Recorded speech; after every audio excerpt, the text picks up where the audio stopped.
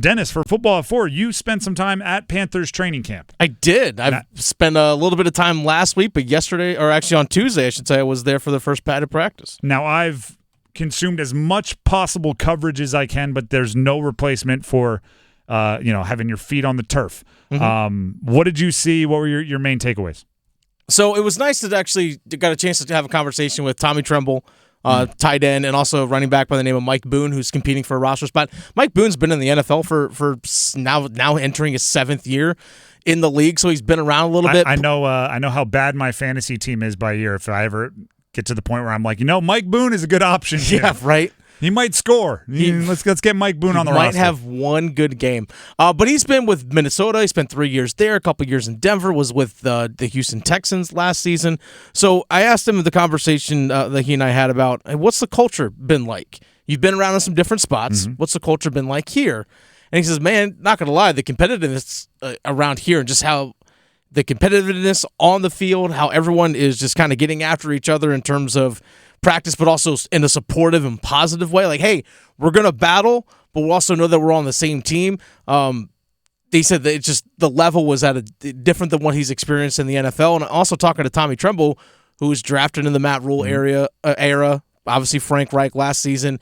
He said everyone is bought into what Dave Canales is selling. Everyone is 100% bought into what they're doing, and they understand, they being the Panthers, fully acknowledge where their perception is as a team, where they stand in terms of when people talk about NFL franchises.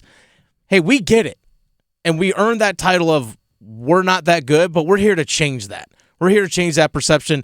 And just also the first fully padded practice, guys were getting after it. There's a lot of speed, intensity, and tempo to practice, more than what I've ever seen from NFL training camp before, at least with the Panthers in recent seasons. Here's what I'm hearing there, right? And the buying in and the I don't want to call it trash talk, but the communication, the vocalness, to me, it sounds a bit like there's zero and there shouldn't be entitlement, right? There's nobody walking around thinking like, oh, I'm a 3-time Pro Bowler. I don't have to do this drill all the way. Like, there's nobody thinking that because there's really nobody like that on the roster, right? Like, if Derek Brown or Adam Thielen wanted to act big time, I guess they're the ones that have like accomplished something in this league. Everybody else is just still out there to prove themselves. So, like competing, right? There's a lot of jobs up for grabs. There's a lot of new players trying to step into roles that were vacated by players that were on the team last year and aren't on the team anymore. So they're gonna compete to the whistle. Because they're competing for something. No job is etched in stone, right? It's when you come from a 2-15 team, very few guys that actually have a solidified spot. Like, nobody can be too cool for school coming off being the worst team in the NFL, or coming in out of the draft if you're one of the rookies, or somebody like Mike Boone who's bounced around the league a whole bunch and is just trying to keep that career going and keep getting years accrued on his career. It's refreshing to hear. I do think so much of it is in the image of Dave Canales. Right? Oh, yeah. We've told the story of Russell Okung, who played for Dave Canales when Canales was an assistant out there in Seattle. And Okung noticed that, Dave Canales was with a smile on his face, lining up the practice pads perfectly out there on the field every single day. When some coaches just toss him out there, some players might kick him, Dave Canales was lining them up like with a ruler, essentially, right? Like putting them perfect. Like, if your coach is doing that and you're not too entitled, you don't think, oh, that's beneath me. Everybody's kind of focused on the details. I think that's a good practice. I will say this. I know we've talked a bit about the wide receivers. We even had a conversation last week about how the wide receivers have been the talk of training camp. Deontay Johnson makes such a difference. Yeah. Oh, like, do you talk about the guy that can get open? My goodness, seeing it, like, we have, so for us as media, we have the luxury of being able to stand right there behind the end zone of the two field. Like, they have two practice fields side by side. We can stand behind the end zones on one side of the field. They were doing red zone 1-on-1, so it was like Deontay Johnson versus J.C. Horn, or Thielen versus J.C. Horn, and so on, or even going against Dane Jackson, and Deontay Johnson's ability to get open with just 2 steps is just phenomenal. And there were times where it looked like J.C. Horn had great coverage, and he really did. And Bryce would throw a ball into the right spot, and Johnson at the last moment would just get that moment, that little brief area of separation to come down with a reception.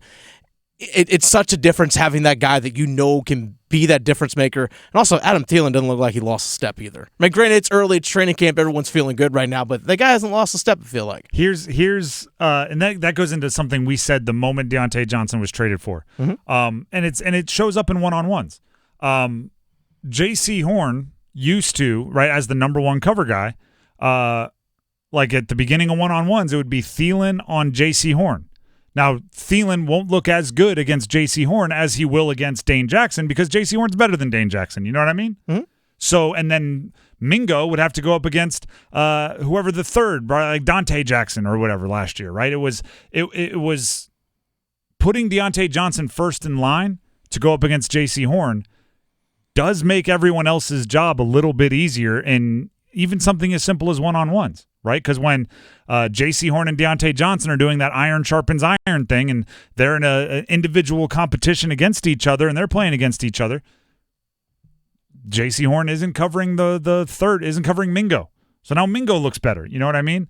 It's and that same logic applies to the game, right? The other team's J.C. Horn, right? The other team's first cornerback, best guy, will probably be on Deontay Johnson more often than not, right? Or they'll have a safety over the top. The focus will be on Deontay Johnson, which makes Adam Thielen's job easier, which makes Jonathan Mingo's job, which makes Xavier Legette's job easier. Everyone's role changes. And that is why, I mean, you're seeing it this year, right?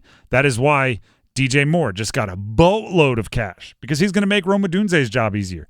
That's why Justin Jefferson got a boatload of cash because he's going to make Jordan Addison's job easier. It's when you have a number 1 that is thriving on give me your J.C. Horn, give me your Jalen Ramsey, give me your L'Jarius Sneed, give me your best corner, and I'm going to beat him. Then your second wide receiver only has to beat their second corner, and on down your list. So again, assuming that they're doing some kind of man and zone is go find a hole and sit down.